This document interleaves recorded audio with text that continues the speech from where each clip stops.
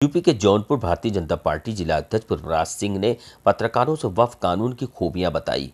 Media से बातचीत में उन्होंने कहा कि वक्फ बोर्ड के नाम पर भूमाफियाओं ने जमीनों पर कब्जा किया है। ऐसी जमीनों पर अब सरकार मुस्लिमों के बच्चों के लिए स्कूल, कॉलेज और अस्पताल बनाएगी।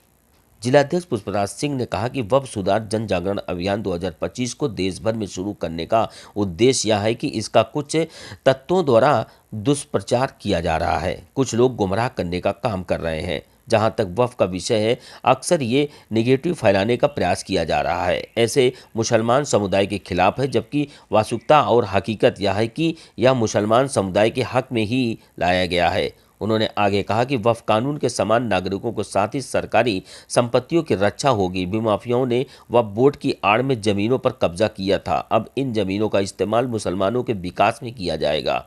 इससे भारत के विकास की गाथा आगे बढ़ेगी। कानून को बहुत सरल तरीके से बनाया गया है।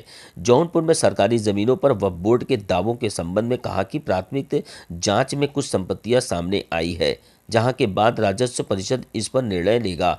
कुछ लोग सुप्रीम कोर्ट में गए हैं। लोगों ने कहा है कि इससे हमारे अधिकार छीन जाएंगे, जबकि इससे किसी का अधिकार नहीं छीनने वाला है। वक्फ बिल में गैर मुस्लिम के शामिल होने के सवाल पर उन्होंने कहा कि अभी तक वक्फ बोर्ड में मुस्लिम ही थे।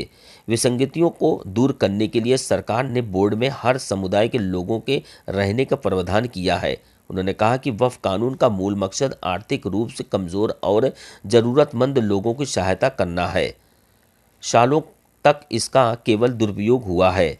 साल 1954 में वक्फ कानून अस्तित्व में आया था। लोगों ने अपने संपत्ति गरीबों और ज़रूरतमंदों के लिए दान कर दी। इस कानून का लाभ वास्तविक अधिकारों को न मिलकर संपन्न लोगों को मिला। मौजूदा सरकार ने जो वक्फ कानून बिल तैयार किया है, वह मुस्लिम समाज को उनका वास्तविक हक दिलाने की दिशा में एक ठोस कदम है। अब भाजपा के कार्यकर्ताओं व वरिष्ठ पदाधिकारी क्षेत्र में जाकर वक्फ कानून की जानकारी देंगे, मुस्लिम समाज के लोगों को जागरूक करेंगे।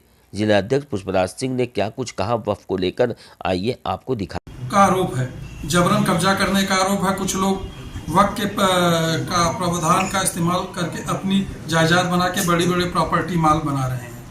उन्होंने लोकसभा में वोटिंग में वक्फ बोर्ड के कानून को लाया गया। वक्फ में पहले संशोधन हो चुका कि वक्फ को लेकर पहले भी कुछ बिंदु जोड़े गए थे, लेकिन कांग्रेस और इस लेकर देश में भ्रम फैला रही का काम कर रहे। दान में दी गई जमीन का रख रखाव नाम मुतल्लिक कब्जा के लिए 8 लाख एकड़ से अधिक जमीनों में से 70% से अधिक जमीनों पर कोठी हवेली महल बनकर तैयार है। मुस्लिम बस्तियों और ग्रामीण में अशिक्षा की अधिक है। वक्फ में गरीब परिवारों के साथ छल किया गया है। सच्चर कमेटी की रिपोर्ट की बात माने तो इन जमीनों पर अभी तक वक्फ का जो दावा है